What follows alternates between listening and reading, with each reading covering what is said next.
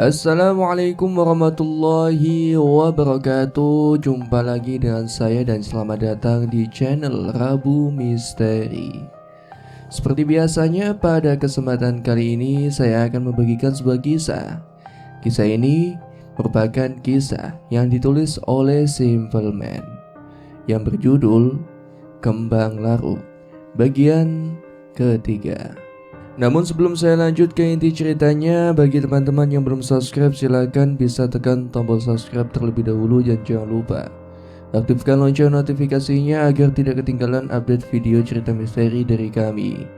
Untuk itu langsung saja, tanpa perlu berlama-lama lagi, dan inilah bagian ketiga, Kembang Larut.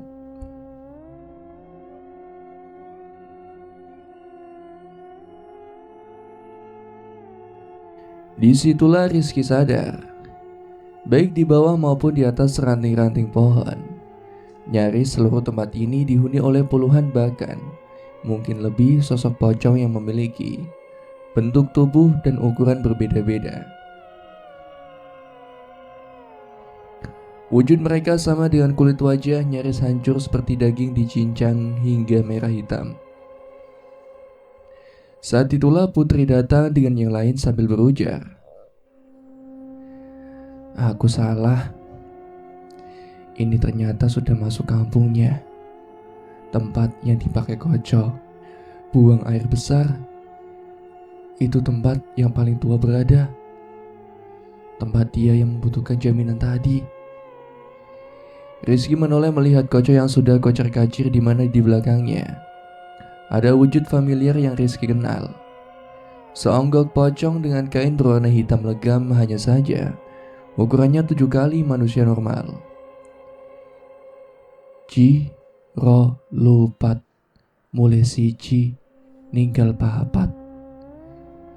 Koco berlari sembari kedua tangannya menarik celananya. Ia menuju ke tempat Rizky dan yang lain berada. Sontak semua orang menutup hidung. Tapi Koco segera mengelak. Dia bilang kalau meskipun dia baru saja membuang air, tapi tidak sebau itu sampai kalian semua menutup hidung. Sayangnya tidak ada yang menggubris apa yang dikatakan oleh Koco. Mereka menutup hidung bukan karena bau tai dari pantat Koco, tapi dari bau aroma yang keluar dari badan sosok besar tinggi yang berwarna hitam, yang membuat Rizky merasa badannya menggigil. Benar, kalau sejak tadi Rizky mencium bau yang wangi seperti kasturi, maka bau yang keluar dari badan mengerikan dari sosok pocong yang ganjil ini sangat busuk. Lebih busuk dari bangkai mayat 19 hari. Bahkan Lika sampai mengalihkan pandangannya.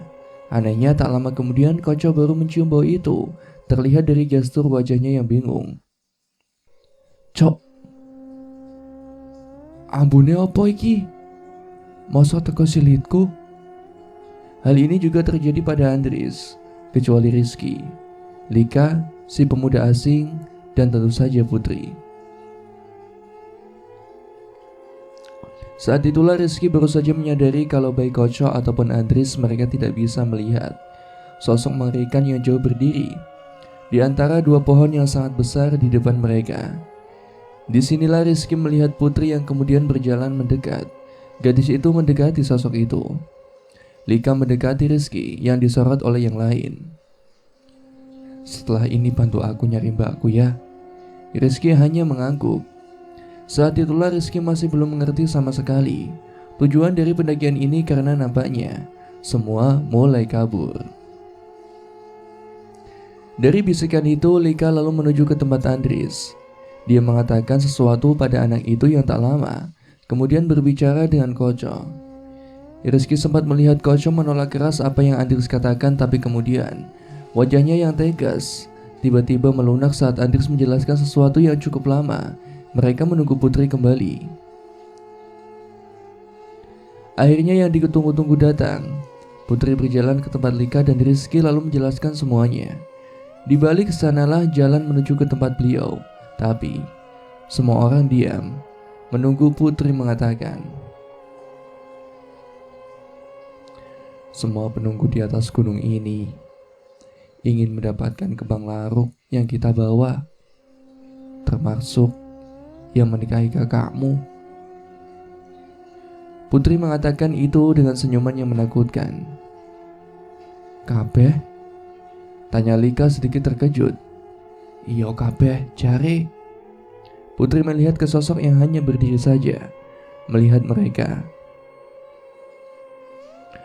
"Kuwen werulah, sapa yang tak maksud?" Wajah Lika sepenuhnya percaya diri, tiba-tiba menjadi pucat. Rizky tahu kalau ini di luar rencana Lika. Setelah melewati itu, kita akan melihat kampung yang aku maksud. Naik berarti harus siap menerima semua. Tapi Putri melihat pemuda di belakang. Agak nggak balik. Lika mengangguk. Dia sudah berjalan sejauh ini, mundur atau kembali tidak ada dalam kamusnya. Dia pun segera menyanggupi, yang disambut oleh sosok yang ada di tubuh Putri dengan senyuman yang semakin sumringah. Sedangkan Rizky tiba-tiba merinding luar biasa. Malam itu di tengah hujan yang turun, Andries dan Koco berdiri menjauh. Sementara Putri berjalan lebih dulu diikuti Lika dan Rizky. Sementara si pemuda berjalan terakhir. Seperti yang dikatakan Lika, Andries dan Koco berhenti sampai di sini. Sedangkan 4 yang lainnya melanjutkan. Belum pernah rasanya Rizky mencium aroma yang sebusuk ini saat dia berjalan mendekati sosok yang benar-benar besar. Konon Putri memanggil sosok itu dengan nyepu. Yang paling dituakan, Putri tahu sosok yang di dalam Putri juga sempat menanyai Rizky apa yang dia ketahui tentang gunung dan semestanya. Rizky menjawab untuk mendaki dan melihat apa yang ada di bawah mereka sebagai ucap syukur. Dan sosok yang ada dalam tubuh Putri tersenyum. "Pengetahuanmu soal gunung iki cilik yole. Neng gunung ono sing gak bakal kon ngerti." Mereka semua melewati jalan setapak yang diapit pohon tempat sosok pocong hitam yang berbau busuk itu berdiri. Di sekitarnya nyaris ratusan bahkan ribuan pocong-pocong lain mengawasi keberangkatan mereka, atau mungkin kepergian yang tidak akan menemui jalan pulang. Kalau pernah mendengar di pedalaman jauh dalam alas di atas tanah yang terus naik, fajar seharusnya tiba. Tapi di sini, saat kaki itu berpijak di atas bebatuan berlumpur dengan banyak sekali pohon dan semak belukar, saat itulah Rizky sadar. Di tempat ini, pagi tidak pernah ada. Udaranya begitu dingin nyaris menusuk tulang sejauh mata memandang. Rumput setinggi mata kaki diinjak basah. Banyak sekali akar pohon meliuk sepanjang perjalanan. Suara gemerisik daun saat tertiup angin menambah atmosfer kalau Rizky sudah berada di satu tempat yang lain. Lika yang pertama bertanya, "Nanti Mbak Kuris?" Rizky tentu saja bingung. Dia tahu Lika membawanya ke sini untuk ini, untuk mencari kakaknya. Tapi Rizky benar-benar tidak tahu bagaimana cara menemukan kakak Lika yang wajahnya dewasanya saja belum pernah dia lihat. Tapi sayup-sayup dari sela-sela pohon, Rizky melihat banyak sekali sosok manusia yang saling mengintip. Saat Rizky melihat wajah itu akan bersembunyi. Saat Rizky tidak melihat wajah itu mengintip, anehnya nampaknya hanya Rizky yang tahu perihal ini. Semakin banyak pohon yang ada di sekitar Rizky, semakin banyak pula wajah-wajah manusia, laki-laki, perempuan, nenek-nenek, anak-anak. Mereka semua mengintip dan bersembunyi, sembari melemparkan suara tertawa kecil yang membuat bulu kuduk berdiri. "Nak, coba dirasakan. Coba kamu cium aroma anak ini. Kamu merasakan apa gak ada yang seperti dia di sini?" Putri bertanya. Rizky menggelengkan kepalanya. Dia tidak mencium apapun. Lika lalu membuka isi tasnya. Ia berniat mengambil sesuatu yang ada dalam tasnya, tapi sosok Putri memberi peringatan. "Jangan dulu. Gak usah memaksakan diri, karena di sini semua bisa melihat. Tunggu sebentar saja." Tapi dasarnya Lika sudah tidak peduli. Di tangannya ada kain yang dilipat. Si pemuda nampak terkejut saat melihat kain itu. Namun dia hanya diam saja. Sementara Rizky sejak tadi mendengar suara-suara di balik pohon besar. yang benar-benar menertawainya. Tempat ini membuatnya kehilangan keseimbangan. Pikirannya seperti pelan-pelan dimakan dan dibuat kacau. Tapi Rizky masih sadar. Dia melihat kain putih yang ada di tangan Lika. Saat lipatan kain itu dibuka, Rizky melihat 2 butir gigi rahang. Wajah putri nampak melotot. Meskipun dia tidak berkata apa-apa, tapi raut wajahnya nampak menolak ide ini. Sedangkan pemuda iseng itu bersikap sama seperti putri, yang membuat Rizky bertanya-tanya, mau apa dengan 2 butir gigi rahang? Apa yang mau Lika lakukan dengan itu? Kamu sudah pernah mati suri kan?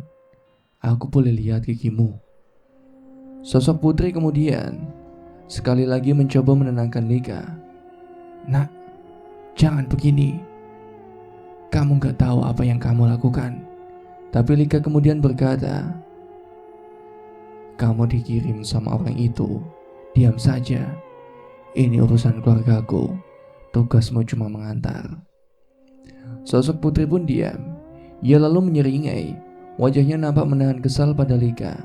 Pemuda itu juga memilih diam. Dari semua orang, Rizky yang masih melihat wajah-wajah mengintip itu lalu mendekati Lika yang sekarang berdiri di depan wajahnya, menyuruh Rizky membuka mulutnya. Tangan Lika lalu memeriksa satu persatu bagian gigi. Gak ada embak yang lepas.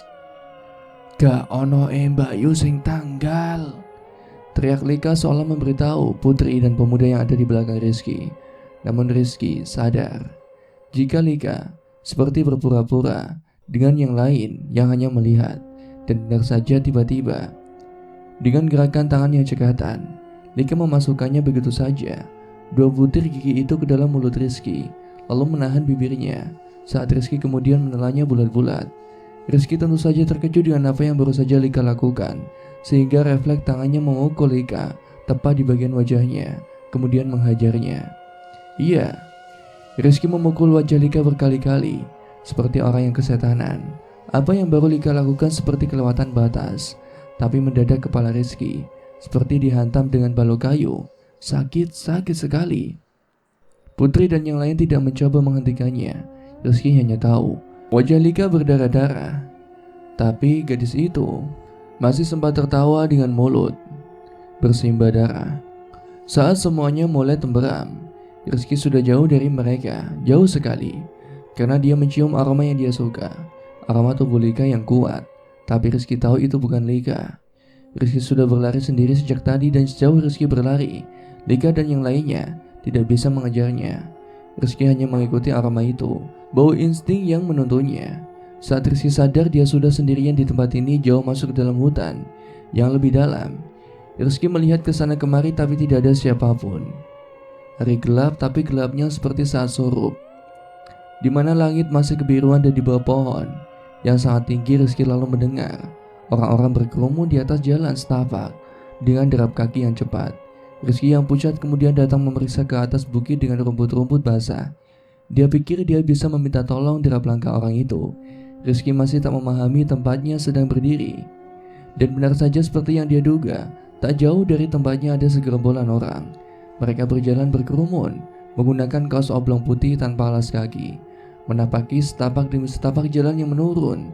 Rizky bersyukur dia tidak harus sendirian, maka cepat-cepat ia mendekat untuk menuju ke rombongan itu, yang rupanya melantunkan sesuatu yang dia kenal. Di tengah-tengah rombongan ada 4-6 orang menandu sesuatu, seperti kotak panjang. Tinggal beberapa langkah lagi, jarak mereka tidak jauh. Rizky berteriak sambil memanggil-manggil orang itu. Saat Rizky menyadari kalau rombongan itu sedang menandu keranda mayat, saat itulah Rizky berhenti dan menghentikan langkahnya. Sorak-sorai lantunan doa saat mengangkat mayat seketika Rizky sadari. Namun terlambat sudah, karena rombongan orang itu kemudian berhenti sebelum menoleh bersama-sama melihat ke arah Rizky. Bajingan, umpat Rizky, menyadari jika yang ada di hadapannya adalah rombongan laki-laki berwajah pucat dengan luka, seperti orang yang jatuh dari ketinggian. Beberapa bola matanya tidak ada di wajahnya, tapi ada satu kesamaan di antara semua laki-laki ini. Mereka menjulurkan lidah yang sangat panjang sambil berujar pada Rizky, "Silakan, masih ada tempat untuk Anda." Rizky pun tunggang langgang berputar arah sambil melihat rombongan itu mengamatinya. Rizky tahu kalau tempat ini dipenuhi oleh semua yang dimaksud oleh Putri. Pengetahuanmu soal gunung itu masih sedikit. Rizky terus berlari. Dia tahu di atas gunung memang masih banyak sekali hal-hal yang tidak dia ketahui, termasuk apa yang sudah baru saja dia lihat dan segala jenis makhluk yang ada di dalamnya. Namun sekarang dia harus bagaimana kalau Lika dan yang lain saja sudah tidak ada? Di sela-sela langkah kakinya yang semakin tidak tertentu arah, tiba-tiba dari kejauhan Rizky melihat seorang berdiri, seperti menungguinya. Putri. Akhirnya Rizky menemukan satu kawannya, atau mungkin tubuh kawannya yang entah dipakai oleh siapa. Udah ketemu dengan iring-iringan? Tanya Putri. Iring-iringan biasanya mengelilingi gunung, naik turun membawa sukmanya orang yang sudah mati. Kamu sendiri tahu kan, di gunung banyak orang yang sudah mati. Putri mendekati Rizky, mencium aroma badannya. Wangi-wangi temenan awakmu yo. Jujur, waktu itu Rizky merasa tidak nyaman dengan kehadiran Putri. Gak perlu takut, aku hanya bertanya kok. Menurutmu yang mati karena perkara apa ya di atas gunung? Rizky tidak menjawab. Putri masih menunggu. Namun jawaban dari pertanyaan itu kemudian ditunjukkan oleh Putri. Sekarang yang di atas semuanya turun, yang di bawah semuanya naik. Karena apa? Karena kamu. Putri kemudian menunjuk sesuatu di depannya. Di sanalah berdiri banyak sekali anak-anak yang sedang berdiri, puluhan atau mungkin lebih dari itu. Mereka berdiri dengan kepala dililit kain, hingga darah yang merembas keluar terlihat. Pertanyaanku mau jawabannya mung siji apa? Tumbal. Anak kecil yang kamu lihat sekarang itu, mereka itu mati karena tumbal. Sekarang di sini itu tempatnya orang yang diantara hidup dan mati. Kamu tahu kalau yang mengambil sukma kakaknya Lika itu yang paling tinggi, dia yang memegang gunung ini. Kamu masih berpikir bisa hidup? Saat Putri mengatakan itu, tiba-tiba dari kejauhan terdengar gending, suara gamelan. Pergelaran seperti dimainkan dengan sangat meriah. Kemudian anak-anak kecil yang kepalanya dilili dengan kain putih menunjuk ke atas. Rizky yang bingung menatap Putri yang menyeringai. Tak lama kemudian dia mengatakan, yang dibicarakan sudah datang untuk menjemput dirimu, kembang larut yang aromanya mengalahkan bunga suloko. Putri melihat Rizky. Cara melihatnya, gadis itu tak sama lagi.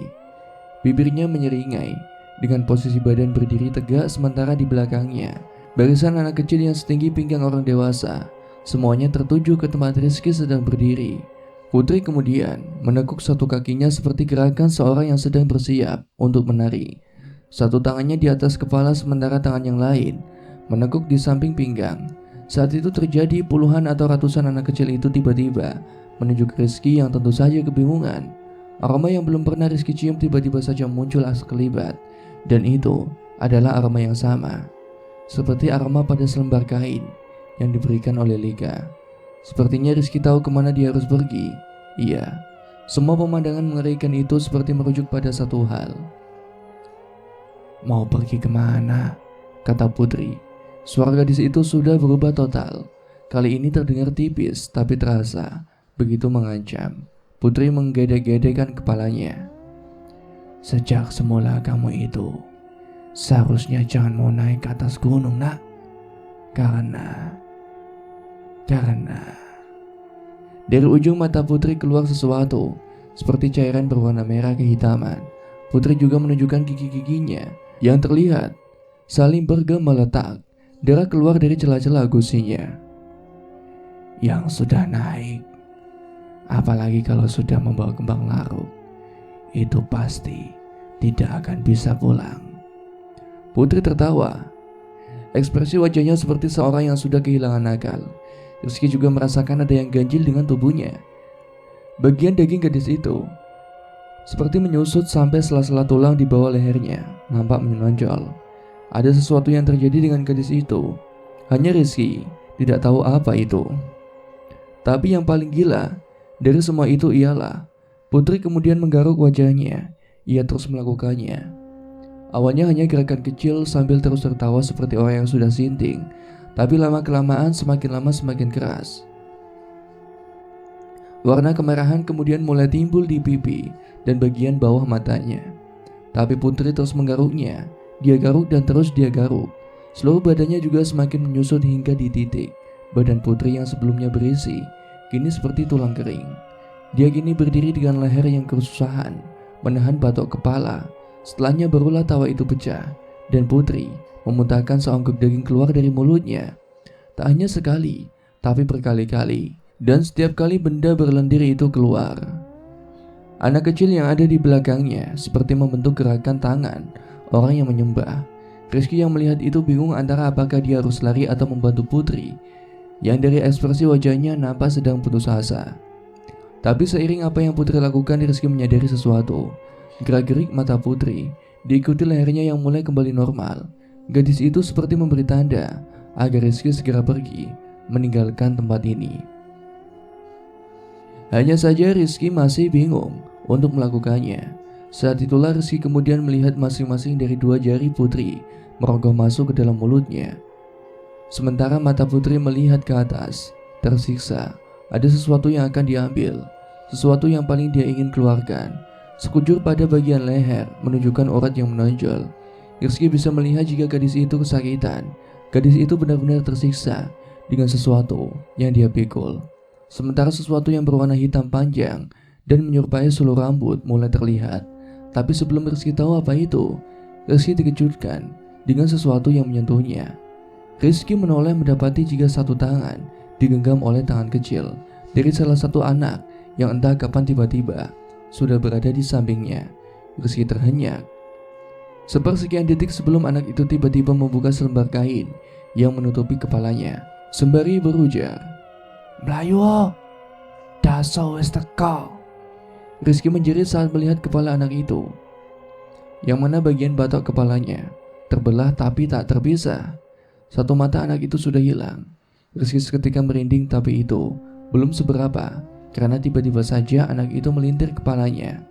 Iya, Rizky melihat bagaimana leher anak yang masih kecil itu memutar dengan sendirinya hingga tulang yang ada di bawah leher menyembul keluar, dan itu terjadi karena sesuatu yang ada di belakang Putri. Benar, Rizky melihat dari sudut mata, yang mana saat ini Putri sedang bersimpuh. Putri tertawa, tapi bukan suara tawa yang seperti tadi. Suara tawa yang seperti sedang meremehkan. Bukan meremehkan Rizky, tapi meremehkan sesuatu yang lain. Di sana Putri juga bicara meskipun suaranya sedikit tertahan. Jangan dilihat dulu. Kalau aku bilang lari, lari." Rizky hanya bisa mematung sembari menelan ludah, dan suara itu timbul. Rizky tahu ada aroma seperti aroma badan saudara Lika, hanya saja tersamar dengan bau lain. "Gak apa-apa nak, aku kan yang dicari." Suaranya ini jauh lebih mencekam dari suara apapun yang pernah Rizky dengar. Suara seperti wanita, tapi sedikit lebih berat. Rizky sebenarnya ingin sekali melihat bentuk dan wujud dari sosok itu. Dia bilang dia yang Rizky cari, atau yang Lika cari. Putri masih tertawa getir sebelum mulai menangis sesenggukan. Salah, iki salah, kata Putri saat Rizky tidak bisa melihatnya karena sosok itu masih berdiri di belakang Putri. Ia berujar meskipun tidak tahu pada siapa dia sedang berbicara. Semua yang di atas ini ternyata memang tidak boleh dilihat oleh mata manusia. Di atas gunung itu berbeda dengan di atas tanah biasa. Sebentar lagi. Rizky kemudian melihat anak kecil yang memenuhi tempat ini. Masing-masing dari mereka mulai bergerak. Satu tangan mereka mulai di atas kepala, sementara suara tangis Putri masih terdengar meskipun semakin lama semakin lemah. Saat itulah Putri kemudian menjerit Dan dari sudut mata Rizky, Putri menoleh ke belakang. Itu juga menjadi bagian terakhir sebelum Rizky berlari meninggalkan tempat itu. Tanah, pohon, langit semuanya terasa hambar, dan Rizky sempat melihat wujud kepala wanita tanpa wajah. Rizky menembus apapun yang ada di depan. Yang ada di belakang tadi memang tercium seperti saudara kembar Lika, tapi yang tidak disadari, aromanya berbeda dengan yang sekelibat lewat tadi. Rizky berpikir jika yang di belakang bukan yang benar-benar dia cari, tapi bagaimana bisa aromanya nyaris mirip. Saat itu Rizky teringat dengan yang dilakukan oleh Andries pada Putri. Apa mungkin sejak awal Andries salah membobat? Putri salah membawa siapa yang seharusnya dia bawa, tapi di tempat yang nyaris selalu membuat sekujur badan Rizky merinding. Dia kemudian melihat sesuatu yang lain di depannya, sesuatu yang sedang berdiri di samping pohon. Sosok itu bersandar tangan pohon di samping tanah yang menapak naik. Rizky terdiam sejenak sebelum menyadari celana yang dipakai oleh sosok itu. Rizky pun mendekati. Melihat lebih dekat, sosok itu bertelanjang dada dan bernapas lebih cepat, seperti orang kelelahan. Rizky terus mendekat karena jujur, dia sudah terpisah jauh dari anak-anak yang lain. Apalagi Putri juga sudah bernasib seperti itu. Jadi tidak ada yang tahu lagi apa yang harus Rizky lakukan. Ia pun mendekati sosok itu, napasnya nampak memburu, dan dia membelakangi Rizky. Selangkah demi selangkah Rizky terus mendekat. Dari cara berbicaranya, Rizky merasa mengenalinya. Dan benar saja, saat Rizky melihat bau dari sosok asing itu, Rizky mengenalinya. Tidak salah lagi, itu adalah Prio. Bagaimana mungkin pada akhirnya Rizky bisa bertemu lagi dengan Prio? Cepat-cepat dia mendekat dan sosok itu nampaknya menyadari kalau ada yang sedang berlari mendekatinya. Anehnya Prio tak kunjung membalik. Ia baru menyadari kehadiran seseorang saat Rizky mulai menepuk bahunya. Dan saat wajah sosok yang menyerupai Prio itu menoleh menatapnya, Rizky seketika terhenyak diam di tempatnya karena Prio rupanya sudah kehilangan matanya. "Ku ambil mataku agar Jawa tidak mengejarku," ujar Prio yang kemudian tertawa terbahak-bahak. Dulu, orang-orang saling membicarakan cerita pendakian ini. Berawal dari satu mulut ke mulut dan ke mulut yang lain. Mereka bilang yang naik ada 6 orang, tapi yang turun, berapakah kira-kira yang turun? Mari kita lanjutkan ceritanya. Prio tahu yang ada di dekatnya adalah Rizky. Meskipun pemuda itu belum mengatakan apapun, Prio dengan tanpa bola mata benar-benar terlihat mengerikan. Maksudnya orang macam apa yang bisa melihat hal itu di depan matanya? Pantaslah kalau waktu itu Rizky sempat ragu dan takut. Tapi Prio awe-awe memanggil Rizky dengan melambai-lambaikan tangannya. Meski arah yang dia tuju berbeda dengan tempat Rizky berdiri. Melihat hal itu Rizky merasa kasihan pun. Dia juga penasaran sebenarnya apa yang terjadi dengan Prio. Seberapa buruk Jawa itu. Ketika wajah Rizky sudah berhadapan dengan Prio, saat itulah pemuda itu meraba-raba wajah Rizky seperti memastikan sesuatu. Dengan napas tersengal-sengal, Prio mengatakan, Melayu mas, kowe gak ero dosa iku koyo apa? Aku salah wis nuruti Lika. Rizky tentu saja bingung dengan maksud ucapan Prio. Kenapa anak ini tiba-tiba berubah sikap? Kenapa dia menyuruhnya lari? Kalaupun lari harus kemana dia lari? Banyak sekali pertanyaan yang sekarang berkumpul di kepala Rizky sebelum dia mengatakan sesuatu yang membuatnya terkejut. Dari awal, Lika itu sudah ingin mati. Kamu, aku, dan yang lain itu sudah dibohongi anak itu. Gak ada keinginan anak itu pengen nolong saudarinya. Murni hanya ingin mati, tapi bapaknya masih memasrahi sesuatu padanya. Rizky semakin bingung. Kemana arah pembicaraan Prio sebenarnya? Kenapa sekarang orang yang paling pendiam sekarang jadi lebih banyak bicara? Tapi Rizky tidak bisa membuang perasaan simpati melihat kondisi Prio yang benar-benar berantakan. Sudah, sekarang kesinikan tanganmu. Ayo, kalau memang harus pulang, mari kita pulang. Aku terpisah sama yang lain, ujar Rizky, mencoba membopong tubuh yang lebih besar dari dirinya. Tapi Prio sudah benar-benar seperti orang yang sudah sinting. Meskipun dia mengelurkan tangannya dan membuat Rizky harus menahan bobot tubuhnya. Mulutnya tidak bisa berhenti meracau. Ia terus berbicara hal-hal buruk tentang Lika, tentang kenapa dia mau dibodohi anak yang lebih muda. Dari sekian banyak kicauan dan omongan yang keluar dari mulut Prio, Rizky kemudian tertegun saat Prio menyebut kalau sejak kecil Lika diperlakukan buruk oleh bapaknya. Sejak kecil saudarinya yang selalu disayang dan dianggap anak. Bahkan Prio tahu sesuatu yang tidak banyak orang tahu, satu rahasia kecil yang paling gelap dari latar belakang keluarga Lika. Tapi Rizky benar-benar tidak peduli.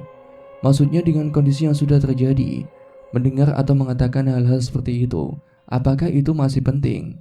Yang harus mereka berdua pikirkan hanya satu, cara untuk pulang. Hanya itu saja. Rizky tidak pernah tahu kemana dia harus pergi, jadi dia hanya membopong tubuh Prio di atas jalan setapak. Menahan bobot tubuh orang ini benar-benar menguras tenaga. Ketika sejengkal demi sejengkal tanah sudah mereka telusuri, saat itu juga, entah kenapa Rizky terbesit pikiran tentang wajah Bakung yang kali terakhir Rizky melihatnya. Orang tua itu nampak kecewa padanya. Pikiran Rizky tentang orang tua itu terus-menerus muncul sepanjang perjalanan. Sementara Prio dibalik keseburukan nasib yang sudah menimpanya itu, ia masih saja meracau tentang hal-hal yang buruk. Hingga pada satu titik saat Rizky masih berusaha sekuat tenaga membopong Prio dengan susah payah, ia teringat dengan perkataan Bakung padanya. Jangan mudah percaya dengan teman-temanmu, nak. Rizky seketika berhenti. Iya, dia mendadak berhenti dan merasakan jika Prio yang ada di sampingnya nampak berbeda. Entah ini firasat atau apa, Rizky merasakan sesuatu yang tidak beres. Rizky melirik satu tangan Prio yang tersampir di bahunya, melihat ruas jari-jarinya, lalu menghitungnya satu persatu. Ci, Pro, Lu, Patmo. Rizky tercekat. Dia pasti salah hitung. Maka Rizky kembali menghitung ruas pada jarinya sekali lagi. Ji, Ro, Lu, Patmo. Rizky menelan ludah, lalu mendengar suara Prio tertawa tepat di sampingnya.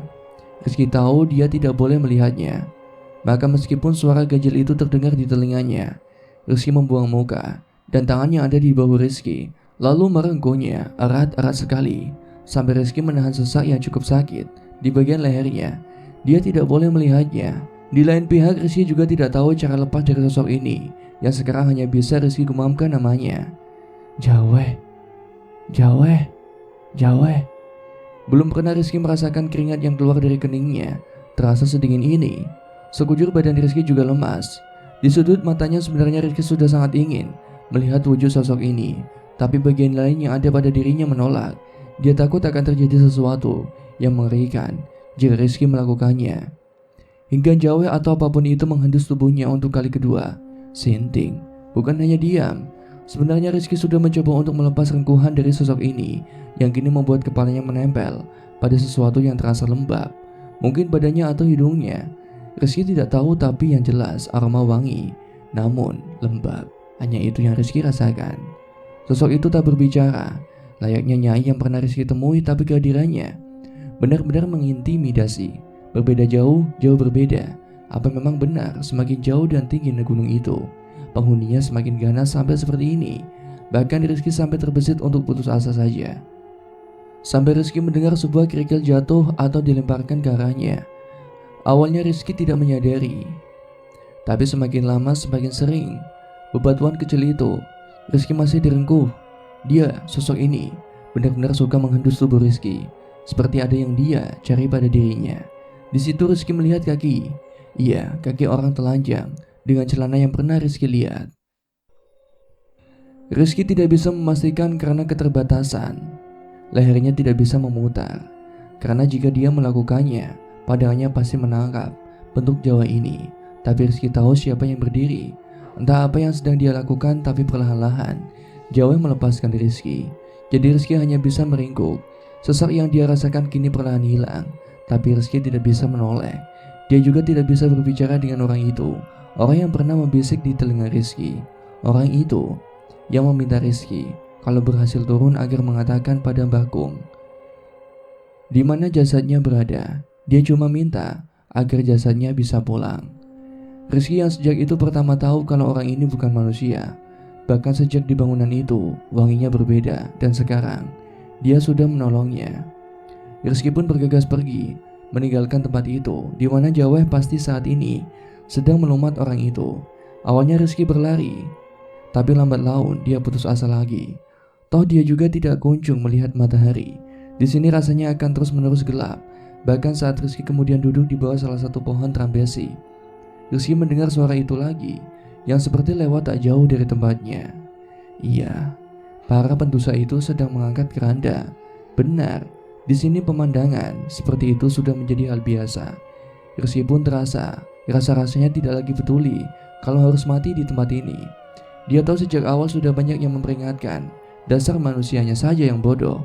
Dan itulah saat dimana Rizky akhirnya melihatnya. Benar, rasa susah, sedih, putus asa campur aduk. Rizky sudah menyiapkan dirinya untuk mati. Tapi sekarang berdiri seorang yang wanginya dia cari.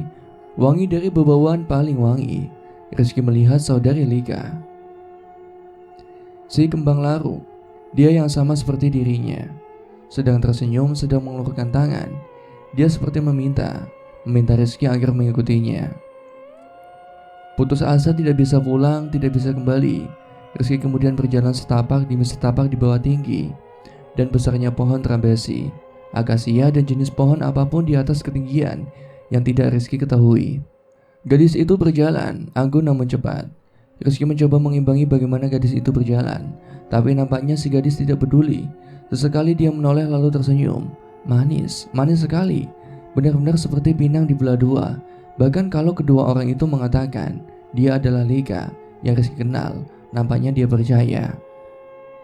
Suara angin malam berhembus, jeritan tangis, suara-suara sumbang dari segala penjuru hitam mulai terdengar. Sosok yang menyerupai Lika itu berhenti di sebuah pohon. Dengan sulur merambat, dia duduk pada akarnya, menunggu Rizky mendekatinya. Sejengkal demi sejengkal, Rizky masih tidak tahu alasan kenapa dia membawanya ke tempat ini. Dengan sabar Rizky berusaha berkomunikasi, mengajaknya berbicara, tapi si gadis hanya tersenyum sembari menggelengkan kepala. Dia tak bisa bicara, atau memang dia tidak mau bicara.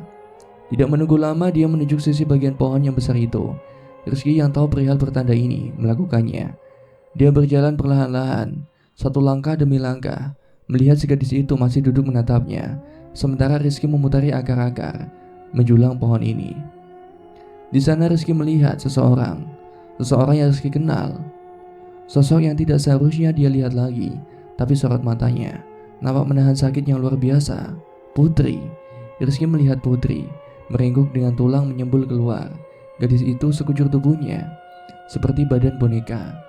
Tapi saat Rizky berniat mendekat, gadis itu menjerit, berteriak agar Rizky terus berjalan. Rizky hanya bergidik ngeri melihat kedua lutut gadis itu menonjol dengan darah segar yang menetes di atas tanah. Dia seperti orang yang jatuh dari jurang dan menahan sakit itu untuk hidup. Rizky kembali berjalan sekali lagi. Pohon ini cukup besar untuk menutupi bagian-bagian akarnya yang menyembul keluar, menciptakan rongga-rongga di setiap sisinya. Tak terhitung Rizky mendengar suara jeritan, suara tertawa, suara menangis, semua campur aduk menjadi satu. Di sisi lain, setelah Putri, Rizky melihat seorang laki-laki. Tubuhnya gempal dengan kulit sawo matang, rambutnya panjang keriting. Dia merengguk membelakangi Rizky. Tak perlu menunggu waktu lama bagi Rizky untuk mengenali sosok yang sempat diserupai oleh Jaweh. Ia adalah Prio. Berbeda dengan kondisi Putri yang tak seperti rupa manusia lagi, akibat sekujur tulang di badannya yang semuanya menyembul keluar. Prio nampak baik-baik saja, kecuali dia hanya merengguk tanpa baju, tanpa sepatu, dan masih membelakangi Rizky. Prio yang sekarang tak bersuara. Tempat Prio merengguk duduk tenang sekali. Tak ada jeritan, tak ada tangisan, bahkan tak ada suara. Hening sekali sampai membuat Rizky merasa tidak nyaman. Tapi Rizky ingin melihat kondisi anak itu, maka dia mendekat ke tempat Prio yang sedang merengguk sendirian. Nafas Rizky tersenggal. Sejujurnya melihat kondisi Putri sudah cukup membuat kepalanya penuh. Sesekali Rizky memukul kepalanya. Dia seperti orang yang dibikin gila dengan segala kekacauan ini. Kini Rizky sudah berada tepat di belakang Prio. Dengan keberanian yang tersisa, Rizky menyentuh tubuhnya. Saat itulah Prio menoleh, melihat ke tempat Rizky sedang berdiri, dan betapa tersentaknya Rizky saat melihat dari bagian pusar sampai ke ujung kening, di bawah rambut semua yang ada di sekujur badan Prio rata, dengan darah yang menggenang. Layaknya bayi yang baru bisa merangkak dan meraba, pria menggerakkan tangannya, berusaha menjangkau Rizky yang kelabakan mundur. Sinting, sinting, sebenarnya tempat apa ini? Rizky memukul kepalanya lagi. Dia tidak mau terlarut sementara pria masih meraba-raba udara. Dia seperti sedang mencari, meraba-raba, di mana keberadaan orang yang baru saja menyentuh bahunya itu. Rizky pun mundur. Dia berusaha untuk mengeluarkan suara, lalu lanjut berjalan memutari pohon ini, di mana dia bisa melihat rongga lain di samping akar yang menyembul keluar. Dan di sana, Rizky kemudian melihat orang yang paling ingin dia lihat, celana hitam dengan jaket coklat lusuh yang melekat dengan rambutnya yang hanya tinggal sebahu. Meskipun dalam posisi meringkuk, Rizky bisa langsung tahu jika yang ada di hadapannya itu adalah Lika. Gadis itu meringkuk menutupi wajahnya dengan lututnya. Awalnya Rizky hanya berdiri memandanginya. Ia melihat apakah sosok yang ada di hadapannya itu benar-benar Lika. Lika yang dia kenal. Lika yang dia pukul wajahnya. Tapi dilihat dari manapun, Lika yang ini adalah Lika yang dia kenal. Rizky pun mendekatinya pelan-pelan dan tampaknya dia menyadari kehadiran Rizky. Terlihat dia sempat bergerak meskipun hanya barang sedetik saja. Rizky yang benar-benar lelah. Setelah melalui semua ini, kini berlutut menyentuh bahu Lika dan gadis itu mengangkat wajahnya. Tapi sebelum Rizky melihat rupa Lika, sosok saudari Lika menahan kepalanya. Dia membuat Lika kembali tertunduk dan menggandeng Rizky untuk kembali berjalan. Sementara sosok Lika seperti menjerit dalam posisi masih meringkuk, hanya saja suaranya tampak sumbang, tidak begitu jelas. Rizky dituntun terus berjalan untuk memutari pohon ini. Di sana dia melihat sosok yang lebih terlihat seperti seonggok daging tak bersisa. Rizky terus berjalan dan terus berjalan hingga pada akhirnya dia sudah memutari pohon ini. Dan disitulah sosok itu baru berbicara. Yang boleh pulang cuma satu, yang 4 lainnya tetap di sini ya, ujar sosok yang menyerupai saudari Lika. Namun suaranya tak seperti suara seorang wanita. Dia kemudian menyentuh wajah Rizky mempersilahkan duduk. Sosok saudari Lika lalu mundur sembari melihat Rizky yang sedang duduk di tepat di bawah pohon itu. Wajahnya benar-benar nampak seperti sesuatu yang sangat gelap. Dia bersujud seperti gerakan orang menyembah. Sambil berujar lirih, dia berkata, "Dosot sudah tiba." Rizky duduk seperti seorang raja. Tapi ini bukan kemauan Rizky. Dia seperti melakukan ini di bawah kendali sesuatu yang saat ini berada tepat di belakangnya. Rizky tak bisa melihatnya dengan jelas, tapi dia sangat besar, tinggi, hitam, dan aromanya semilir lembut wangi. Di sana juga untuk pertama kalinya Rizky melihat sesuatu. Sosok Nyai mengamatinya, bersembunyi dari bilik riuk jelantir semak belukar. Tak hanya Nyai, tapi sosok-sosok yang lain, seperti wanita yang sangat cantik juga mengawasinya. Meskipun Rizky tak pernah melihatnya, tapi Rizky tahu dia makhluk yang menyambut Samben Andris pada putri. Dan yang paling mengejutkan, Rizky melihat sosok yang sejak tadi tidak ingin dia lihat. Jauh menyerupai Barong, namun memiliki kepala yang panjang, lonjong, buruk sekali, hingga Rizky tak sudi melihat wajahnya. Semakin lama semakin banyak yang berkerumun. Seperti tempat ini adalah pusat dari segalanya. Berbagai bentuk, berbagai rupa, berbagai wujud. Tak ada yang bisa Rizky jelaskan. Semuanya di luar batas seperti makhluk yang membisik di dalam tubuh putri. Pengetahuan Rizky tentang gunung ini bagaikan setitik ujung kuku jari. Karena setelahnya Rizky terus dan terus mendekam di dalam sana, tidak pernah bisa pulang kecuali kembang larut yang lainnya menggantikannya. Bagong datang. Dia duduk setelah meletakkan tampah, bersihkan kembang, dan potongan daging ayam cemani dengan 3 butir telur. Setelahnya Bagong cerita, butuh waktu 9 hari buat nemuin jasad Rizky. Sekarang Bagong yang menjaganya menguburkannya di belakang rumah. Kalau dibilang menguburkan mungkin kurang tepat, yang benar adalah menjaganya. Bagong cuma minta waktu sebentar. Walaupun perbedaan sebentar itu mungkin berbeda dengan dimensi tempat Rizky berada. Dia bilang kembang larut itu bukan tentang orang yang mati bisa hidup lagi. Bukan seperti itu. Tapi orang yang karena kematiannya Sukmanya jadi lebih pekat. Dibilang mati dia hidup, dibilang hidup setengahnya itu mati. Di samping sajian itu, Mbak Agung juga memberitahu saudari Lika sudah pulang, sudah kembali, sudah bisa bertemu bapaknya lagi. Tapi Likanya, dia masih di sini. Selain Lika, kedua yang lain juga masih di sini. Bahkan tidak ada yang seberuntung Rizky karena jasad mereka tidak ditemukan. Malah Mbak Agung menemukan jasad orang yang lain lagi.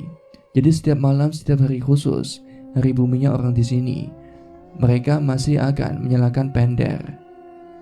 Berharap tanpa kembang larut yang lain Rizky bisa kembali, tapi alam memiliki rahasianya sendiri. Alam bergerak karena kerja ilahi, jadi Mbak Agung hanya bisa berjanji jika memang sudah waktunya. Rizky harusnya bisa pulang, tapi sampai tahun yang berganti, Rizky tak pernah kunjung kembali. Mbak Agung memeluk Koco, orang yang paling sering menangis di luar rumahnya. Setiap kali datang dan melayat ke kediaman ini, Mbak Agung hanya bisa berpesan kalau jadi manusia, jangan nambeng, jangan memaksakan diri, karena sejatinya yang lebih tahu seharusnya lebih didengar. Sejak saat itu, Koco hidup layaknya orang yang benar dan tahu kalau memang di atas tanah gunung ada hal di luar nalar, itu memang ada. Mbak Agung juga mengatakan bagian yang diketahui Koco, sesuatu yang tidak dia ceritakan dan biarlah menjadi rahasianya sendiri yang dibawa mati. Yang bisa dia bagikan hanya di mana Rizky dan ketiga kenalannya berada, Lika, Putri, dan Brio, dan bagaimana mereka tidak akan pernah bisa pulang kecuali si kembang larut itu sendiri. Wallahu a'lam bishawab. Demikianlah kisah yang dapat saya sampaikan. Semoga dari kisah ini bisa bermanfaat untuk kita semua. Amin ya rabbal alamin. Terima kasih. Wallahul muwaffiq ila aqwamit thoriq. Wassalamualaikum warahmatullahi wabarakatuh.